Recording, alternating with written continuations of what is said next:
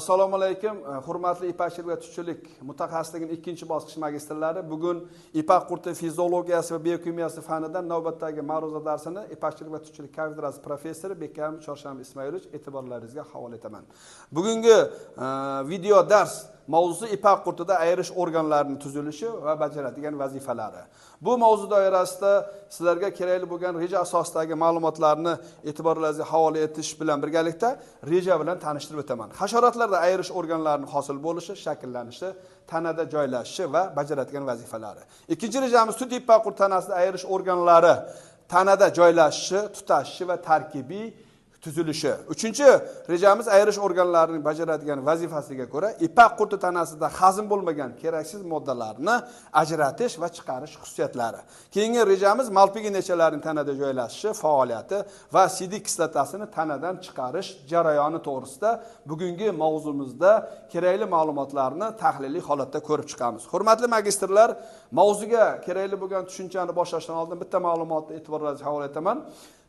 Bevosita hayvonot dunyosini haqida biz kerakli bo'lgan tahliliy ma'lumotlar, olimlar tomonidan o'tkazilgan tadqiqotlar shuni ko'rsatadiki, har bir tanada, har bir hayvonning tanasida kerak bo'lgan oziqani qabul qilgandan keyin uni modda almashinish, parchalanish, tanaga singishdan keyin keraksiz bo'lgan moddalar 3 ta holatda bevosita tanada ajralishini va qoldiq sifatida shakllanishi hammangizga ma'lum. Bular birinchisi gassimon moddalar, ikkinchisi esa bevosita suyuq, sidik kislotasi suyuq moddalar, uchinchisi esa qattiq, bevosita bu ekskrement yoki axlat ko'rinishidagi moddalar hisoblanadi. Xuddi shunday bu jarayon hasharotlarda ham mana shu modda almashinish faoliyatidan keyin tanaga bevosita singishi lozim bo'lgan, kerakli bo'lgan muhim moddalarni parchalanishi davomida ana shu keraksiz moddalarning ajralishi,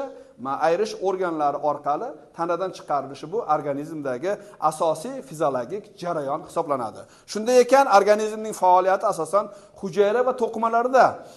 tashkil etuvchi moddalarni so'rilishi, almashish jarayonida organizmdagi kerakli bo'lgan asosiy o'suvchi va kerakli bo'lgan gormonlar faoliyati va mana shu xususiyatga kerakli bo'lgan moddalarning o'zlashtirilishi bu ovqat hazm qilish sistemasiga bog'liq bo'lib, hasharotlarda bu ovqat hazm qilish sistema faoliyatidagi bir-biriga to'g'ridan to'g'ri tutashuvchi asosiy 3 ta hujayraviy tuzilishga ega bo'lgan ichaklarda amalga oshadi. Shuning uchun hasharotlarning ovqat hazm qilish sistemasi oddiy, bitta chiziq bo'ylab bir-biriga tutashuvchi holatda ana shu joylashgan old, o'rta va orqa ichaklar faoliyati asosida ketsa ham, oksidlanish jarayonida mahsulotlarni kerakli bo'lgan holatda parchalanish jarayonida esa bu hasharotlarda, ya'ni ipak qurtida ham asosiy 3 ta modda ajralishi bevosita bu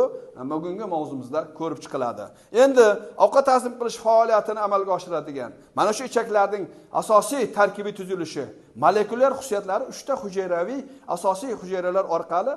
hosil bo'lganligi haqida ham manbani berib o'tsam, menimcha birinchi rejaga biz muhim bo'lgan ma'lumot ekanligini siz magistrlar mana shundan xulosa chiqarasiz degan umiddaman. Shunga ko'ra birinchi asosiy ichakni asosini tashkil etadigan hujayralar tiklovchi hujayralar.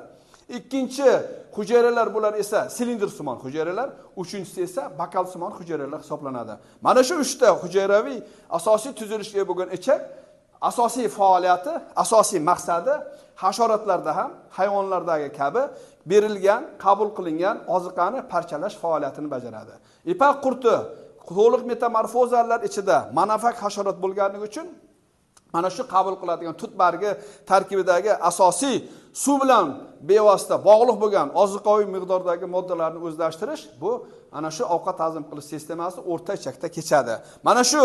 faoliyat jarayonida bu sut emizuvchi hayvonlarda tarkibiy azot bo'lmagan parchalanish mahsulotlari amidlar holatida kerakli bo'lgan sintezlash jarayonida kerakli bo'lgan mana shu parchalanishdan keyingi moddalar hasharotlardan biroz farq qiladi va asosiy ovqat hazm qilish jarayonidagi faoliyat hasharotlarda bu yuqori darajada teskorilik holatida va parchalanish faoliyat esa hayvonlarnikidan farq qilgan ko'rinishda bo'ladi. Mana shu jarayonda bugungi ma'ruza taqdimotimizdagi keyingi rejaga bog'liq bo'lgan ma'lumotlar bu asosiy birinchisi gassimon moddalar tanadagi ana shu modda almashinish jarayoni orqali hosil bo'lgan moddalar, bular maxsus teshiklar va maxsus ayirish organlari orqali chiqarilmasa-da ham chiqarilmaydi. Ya'ni ular nafas olish teshiklari orqali traxeyalar faoliyati kerakli kislorodni tanaga tarqatish jarayonida traxeya olalar, uning provodida asosiy bevosita hosil bo'lgan tanadagi gaz simo moddalarni so'rib olib, tashqariga chiqarish vazifasini amalga oshirib beradi. Ikkinchisi esa suyuq sidik kislotasi, yana kalsiy oksalat moddasi esa bu o'rta chakdagi, orqa chakdagi asosiy modda almashish jarayoni paytida keraksiz modda sifatida ana shu sidik kislotasini ajratib olish hasharotlarda malpiginachalar 6 ta ingichka uzun bevosita mana shu tarmoqlangan ovqat hazm qilish sistemasining ustki o'rtacha qismida joylashgan malpiginachalar mana shu sidik kislotasini bevosita so'rib olib, bu gemolimfaga, yog' tanachalariga o'tib ketadigan mana shu keraksiz modda sifatidagi kalsiy oksalatni ham yig'ish va uni so'rish va tashqariga chiqarish faoliyatini mukammal holatda amalga oshirib beradi. Va shu o'rinda esa mana shu hasharotlarda, ya'ni tut ipak qurtida tarkibidagi mana shu qabul qilgan oziqa, ya'ni tut bargi tarkibida azot moddasi eng yuqori bo'lishligi, vodorod eng yuqori bo'lishligi. Shuning uchun esa bu yerda 85% gacha suvlik muhitdagi faoliyatda mana shu modda almashish jarayonida eng ko'p gaz simo moddalarning hosil bo'lishi. Keyin ikkinchisi sidik kislotasining to'planish miqdori yuqoriligi. Uchinchisi esa ekskrement esa bu orqa chakda, ingichka chakda oxirida ma'lum bir holatda preslanib, orqa chak holati to'lgandan keyin anal teshigi bilan bog'langan holatda tashqariga chiqarib yuboriladi. Ya'ni bir so'z bilan aytganda bu jarayon sal boshqacharoq kechadi. Ya'ni malpiginachalari faoliyati bilan mana shu orqa ingichka chakdagi asosiy ekskrementni chiqarish faoliyati bir-biriga bog'langan yo'l orqali sidik pufagida yig'ilgan malpiginachalarda to'plangan mana shu bevosita asosiy kalsiy karbonat, kalsiy fosfat, natriy xlorid, ammoniy va boshqa birikmalarni keyingi mana shu modda almashish jarayoni orqali ajralgan moddalarni bevosita keraksiz modda sifatidagi faoliyati keraksiz ayirish organlari orqali bir vaqtning o'zida ham ekskrement, ham sidik bitta anal teshigi orqali chiqarilishi bu hasharotlardagi asosiy tananing tuzilishiga bog'liq ekanligini siz aziz magistrlar buni bilishingiz kerak bo'ladi. Ya'ni bu malpiginachalari faoliyati bu mana shu Malpighi Marcello tomonidan o'rganilgan hasharotlarda bu organ juda ham yuqori darajadagi asosiy kerakli bo'lgan sintezlangan, ya'ni asosiy kalsiy oksalat moddasini ajralishi va uni tanaga tarqalishidan oldini olish va uni keraksiz modda sifatida to'xtovsiz holatda lichenkalik davrida mana shu kerakli bo'lgan ayirish organ sifatida faoliyati bu hayvonlardagi buyrak vazifasini bajaradigan organ sifatida ekanligini biz solishtirib sizni e'tiboringizga havola etyapmiz. Lichenkalik davri bu hasharotlarda oziqlanish, o'sish, rivojlanish davri bo'lgani uchun hamma hasharotda keyingi davrlarda mana shu ayirish organlarining faoliyati deyarli qisqaradi, asosiy faoliyat to'xtaydi. Chunki lichenkalik davrida to'plangan zaxira hisobiga g'umbak ham, kapalak ham o'sha zaxira hisobiga o'zining hayotiy faoliyatini amalga oshirishga moslashgan bo'ladi. Shuning uchun hasharotlarning rivojlanishi chala metamorfozalarda ham, to'liq metamorfozalarda ham va ana shu 4 ta rivojlanish bosqichi to'liqda bo'lsa, chala metamorfozalarda 3 ta rivojlanish bosqichi orqali tananing o'zgarishi, metamorfozali xususiyat orqali rivojlanishi bu sizga ma'lum va shu jarayonda faqat lichenkalik davrida ayirish organlarining faoliyati yuqori darajada amalga oshishi va asosiy ichak faoliyatidagi kechadigan mana shu fiziologik jarayonda biokimyoviy hodisalarga xos bo'lgan keraksiz moddalarni ajralishi va uning tashqariga chiqarilishi mana shu ayirish organlariga bog'liq ekanligini bugungi mavzumizda biz batafsil ko'rib chiqishimiz va u haqidagi ma'lumotlarni qiyosiy ilmiy jihatga asoslangan holatda tahlil qilishimiz zarur hisoblanadi. Keyingi slaydimizda mana siz e'tiborlaringizga ichakning bevosita old qismidagi ichki tuzilishdagi hujayraviy qavati, epiteliy holatda, ichki o'rta ichakning joylashish holati va keyingi orqa chaka tutash holati va shu o'rinda esa mana malpiginachasini tanadagi joylashishi va umumiy bevosita rivojlanish holatidagi ko'rinishini siz ko'rib turibsiz. Mana shu o'rinda esa biz o'rtachak bevosita asosiy oshqozon sistemasi hayvonlardagi faoliyatga bog'liq bo'lgan ko'rinishdagi muhim parchalanish faoliyatini bajarsa, mana o'sha joyda umumiy katta yo'lga, nayga asosiy holatga qo'shilgan sidik pufagi qovuqqa tutashishi xuddiki hayvonlardagidek va keyingi bevosita mana shu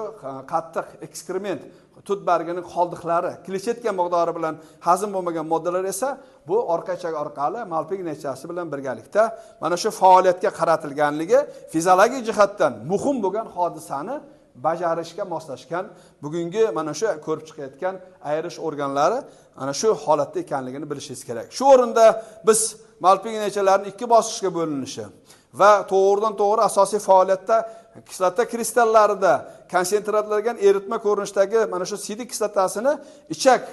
holatining o'zidan so'rib kerakli bo'lgan holatda tashqariga chiqarish jarayoni bevosita oddiy tuzilish organ bo'lsa-da ham o'zining faoliyatini yuqori darajada bajarishligi olimlar tomonidan ko'rib chiqilgan. Mana shuning uchun biz bugungi mavzu doirasida hurmatli magistrlar mana shu tut ipak qurtida ayirish organlarining joylashishi molekulyar ya'ni hujayraviy tuzilishi va uning asosiy faoliyatiga bog'liq bo'lgan manbalar haqida men reja asosida sizga kerakli bo'lgan mana shu nazariy ma'lumotlarni ilmiy asoslangan tadqiqot ishlarida kerakli bo'lgan faoliyat orqali o'rgangan mana shu manbalar sizni e'tiboringizga havola etilyapti va shu jarayonda biz bu keraksiz moddalarni asosiy lichenkalik davrida ayniqsa 5-yoshda yuqori darajadagi fiziologik jarayonlarni biz e'tiborli holatda o'rganishimiz va ularda bog'liq bo'lgan faoliyatlarni mana shu muhim quyidagi jadvaldagi ma'lumotlardan ham taqqoslab ko'rishimiz mumkin bo'ladi. Mana endi bu yerdagi mana shu jadval holatda yoki ketma-ketlik holatda berilgan ma'lumotlardan ko'rib turibdiki, bu jarayonda nafaqat ovqat hazm qilish sistemasi, ya'ni shu bilan birgalikda teri qoplami va bu yerdagi gemolimfa faoliyati va shularning hammasi bir-biriga bog'liq holatda kerakli bo'lgan keraksiz moddalarni chiqarilishiga bevosita qatnashadigan asosiy organlar hisoblanadi. Agarda ipak qurtining ichki tana bo'shlig'idagi organlarda fiziologik jarayonlarning buzilishi va ana shuning evazida ma'lum bir post tashlash davrida eski terini ajralish holati qiyinlashishi va ichki organlardagi ma'lum bir organlarning faoliyati o'zgaradigan bo'lsa, mana shu kerakli bo'lgan biz aytayotgan keraksiz moddalarning tanada saqlanishi, tanaga tarqalishi esa o'z navbatida kasallikni olib kelish bilan birgalikda ipak qurti lichenkalarini rivojlanishiga salbiy ta'sir ko'rsatadi. Mana shuning uchun biz bu yuqoridagi aytayotgan ma'lumotlarimiz hammasi bugungi mavzuda atroflicha sizga havola etildi va buni biz siz mustaqil ravishda mavzuni yanada boyitish uchun uyda siz mavzuni mustahkamlash holatdagi savol-javoblar bo'lsa, siz buni masofaviy holatda tadavi.uz saytiga jo'natsangiz, o'sha orqali biz keyingi darslarimizda albatta siz tomonidan bildirilgan tahlil, siz tomonidan bildirilgan savol-javoblarga albatta javob beramiz va shu o'rinda siz mustaqil ravishda mana shu ma'lumotlarni chuqurroq o'rganish va yanada mustahkamlash uchun yuqoridagi adabiyotlardan yanada foydalanishga e'tiborlaringizni havola etyapmiz va shu orqali siz bugungi mavzuga doir bo'lgan mana shu nazariy bilimni va asosiy kerakli bo'lgan tahliliy ma'lumotlarga ega bo'lasizligini umiddaman. Keyingi darslarda ko'rishguncha xayr, e'tiborlaringizga havola etilayotgan dars jarayoni orqali sizda qanday tahlil bo'lsa kutib qolamiz. Sog' salomat bo'ling, keyingi darslarda ko'rishguncha deb qolaman.